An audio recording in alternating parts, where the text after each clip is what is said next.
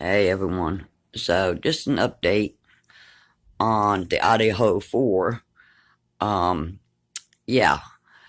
So this guy Justin, and I'm sure that y'all probably have already heard about this. Um but he seems to be hung up on the trans thing. I'm not sure Dylan is trans. She could be, who knows. But that has nothing to do with this. Someone said that Dylan was the target because she was trans, blah blah blah, but that's not true.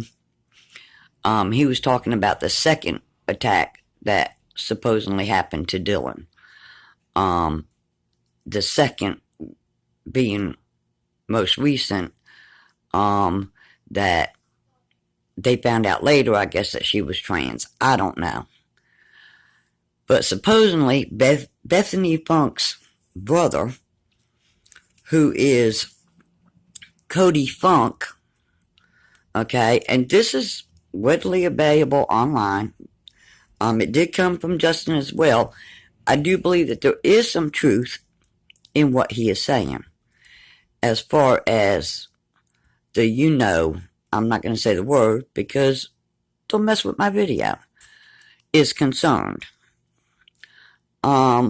But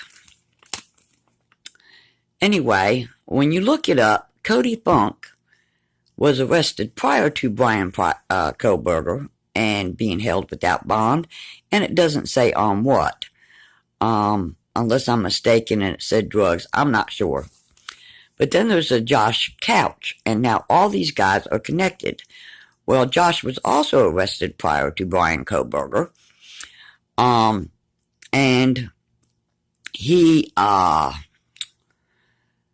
anyway, recently, now I don't know if they have Brian in protective custody or if they've already moved him and Josh Couch, because I believe it was Josh Couch who was moved or put in protective custody as well, because they are no longer showing up on Idaho, Moscow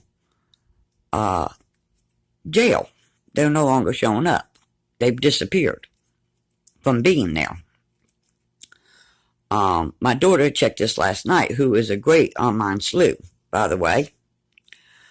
So I do know that this guy Justin does have a lot of the same things that I've been saying from the beginning of the case.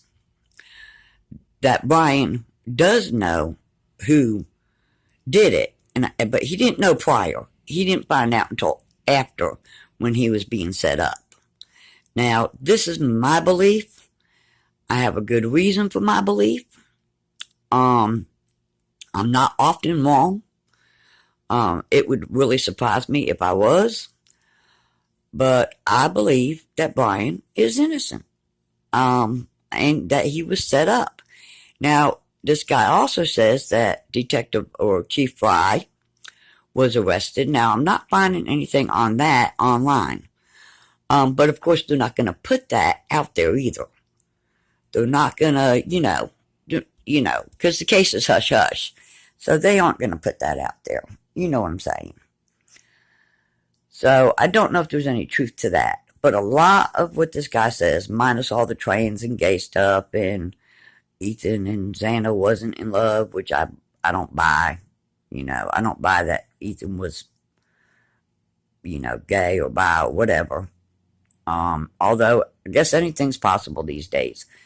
And now Bethany and Kaylee, possible that they're bi, possible. But anyway, yeah, so it's a long story. I'll probably have to do this in several parts. I haven't really gotten my mind and my thoughts together on all this as of yet. But I will say that I will leave a link in the description for y'all to go and check Justin out. And then another one is check out, he was on a live stream last night with Truth and Transparency, where he comes out and says a lot more about the case and a lot more about who's involved, and that he's been getting death threats from some people. So, you know, I'm not saying everything he's saying is true. But I do know for a fact that some of what he is saying is true.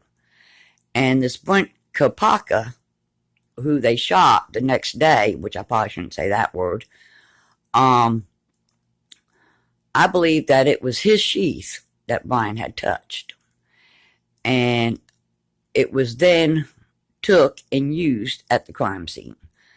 So it wouldn't surprise me if there was a cop involved in this, as Justin is stating.